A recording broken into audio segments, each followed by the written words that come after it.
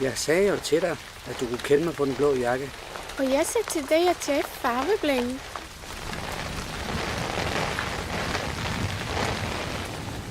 Og billedet du indser, hvem har taget det? Min bedste ven. Sikkert en fremragende fotograf. Og dit billede, hvornår er det fra? Det ved jeg ikke rigtigt, men jeg tror, det er fra en rejse engang. Fra din studietur. Var det morsomt.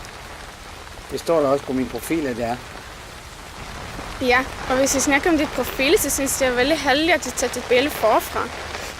Ja, du ved, hvad man siger om fyre med store næser, ikke? Jo, at der bruger rigtig mange lommetørklæder.